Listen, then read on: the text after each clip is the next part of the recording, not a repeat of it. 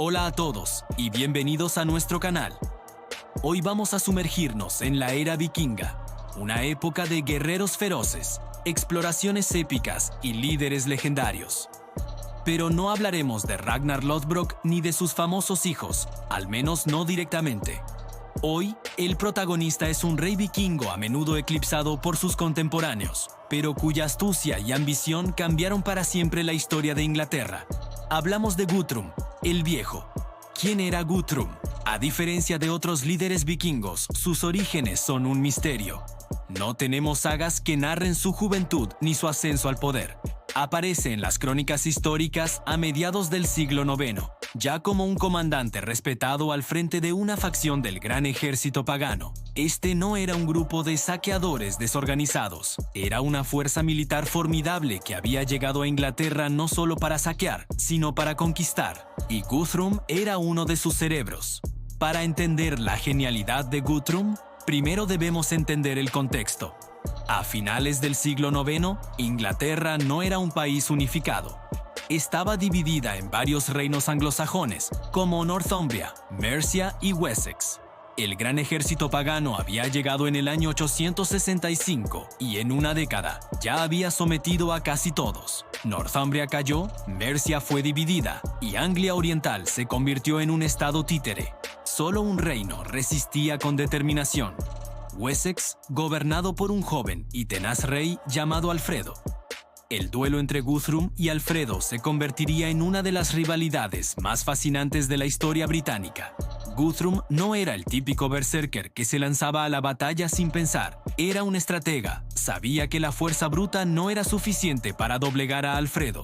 En el año 875, Guthrum llevó su ejército a Wareham, en Dorset, un territorio de Wessex. Allí, en lugar de una batalla campal, optó por una táctica diferente. Juró un solemne juramento sobre un anillo sagrado, una de las promesas más serias que un vikingo podía hacer, prometiendo abandonar Wessex. Alfredo, a cambio, le entregó rehenes y un pago. ¿Qué hizo Guthrum? En cuanto tuvo la oportunidad, rompió su juramento, asesinó a los rehenes y se movió rápidamente hacia Exeter, afianzando su posición en el corazón de Wessex. Este acto demostró que Guthrum no jugaba según las reglas de los anglosajones. Era impredecible y despiadado. El momento culminante de su astucia llegó en el invierno de 878. En una maniobra militar sin precedentes para la época, Guthrum lanzó un ataque sorpresa en pleno invierno. Tradicionalmente, la guerra se detenía durante los meses fríos. Nadie lo esperaba. Atacó Chippenham, donde Alfredo estaba celebrando la Navidad. El rey de Wessex apenas pudo escapar con vida, acompañado solo por un puñado de seguidores. Tuvo que huir y esconderse en las marismas de Somerset. Para todos los efectos, parecía que Guthrum había ganado.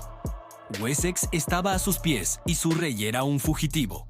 Guthrum era, en ese momento, el hombre más poderoso de Inglaterra, pero subestimó la resiliencia de Alfredo. Mientras Guthrum consolidaba su poder, Alfredo estaba en las sombras, reagrupando a sus leales y planeando su regreso. Esta es la época de las famosas leyendas de Alfredo, como la de la campesina y los pasteles quemados, que simbolizan su desesperada situación. Sin embargo, en la primavera de 878, Alfredo resurgió, convocó a las milicias de Somerset, Wiltshire y parte de Hampshire, y marchó para enfrentarse a Guthrum. La batalla decisiva tuvo lugar en Edington. Fue un enfrentamiento brutal, de día completo. Los sajones, motivados por el regreso de su rey y luchando por su supervivencia, formaron un muro de escudos impenetrable. A pesar de la ferocidad de los vikingos, la línea sajona resistió. Al final del día, el ejército de Guthrum se rompió y huyó de regreso a su fortaleza en Chippenham. Alfredo los persiguió y los sitió. Aquí es donde la historia da un giro inesperado y revela la verdadera naturaleza de ambos líderes. Después de 2 semanas de asedio, con sus hombres muriendo de hambre y sin esperanza de refuerzos, Guthrum se rindió, pero Alfredo no lo ejecutó.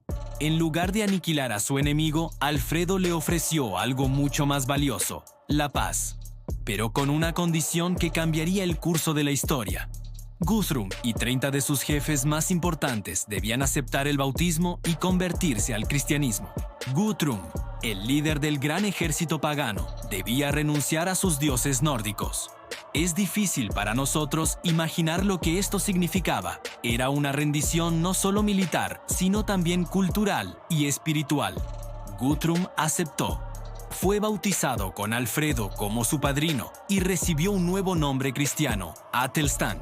¿Fue una conversión sincera? Probablemente no al principio. Para Guthrum era una jugada política. Entendió que para gobernar en Inglaterra necesitaba legitimidad a los ojos de sus nuevos súbditos anglosajones. Al convertirse al cristianismo, dejaba de ser un invasor pagano y se convertía en un rey cristiano, igual que Alfredo.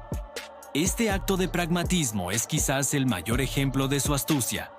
El acuerdo, conocido como el Tratado de Wedmore, dividió Inglaterra. Alfredo mantuvo el control de Wessex y la parte occidental de Mercia. Guthrum y su gente se asentaron en el este y el norte, en un territorio que pasaría a ser conocido como el Danelaw. Aquí, la ley y las costumbres danesas prevalecían. Guthrum se convirtió en el primer rey vikingo en gobernar una parte de Inglaterra de forma reconocida y legítima. Durante el resto de su vida, Guthrum cumplió su palabra. Se estableció en Anglia Oriental y gobernó como rey Athelstan durante más de una década. Incluso acuñó sus propias monedas, imitando el estilo de las de Alfredo, un signo de su nuevo estatus como monarca civilizado. Nunca más volvió a atacar Wessex. Su transformación de un temible señor de la guerra vikingo a un rey cristiano establecido es una de las más notables de la Edad Media. Guthrum murió alrededor del año 890 y fue enterrado con los honores de un rey cristiano. Su legado es complejo. Por un lado, fue un invasor brutal que causó muerte y destrucción. Por otro, su pragmatismo y capacidad de adaptación le permitieron crear un reino estable. El Danelaw que él ayudó a forjar se convirtió en una zona de intensa interacción cultural entre daneses y anglosajones, dejando una marca indeleble en el idioma, las leyes y los nombres de lugares del norte y este de Inglaterra. La historia de Guthrum nos enseña que los vikingos no eran solo salvajes sedientos de sangre, eran políticos astutos, estrategas brillantes y adaptables supervivientes. Guthrum no logró conquistar toda Inglaterra, pero al forzar un empate con el gran Alfredo, aseguró un lugar para su pueblo en la isla y se convirtió a su manera en uno de los padres fundadores de la Inglaterra que conocemos hoy. Su vida es un testimonio de que a veces la pluma, o en su caso, el tratado y el bautismo, puede ser tan poderosa como la espada. Gracias por acompañarnos en este viaje al pasado. Si te ha gustado esta historia y quieres descubrir más personajes fascinantes olvidados por la historia, no olvides darle a like, suscribirte y activar la campanita para no perderte nuestros próximos videos. ¡Hasta la próxima!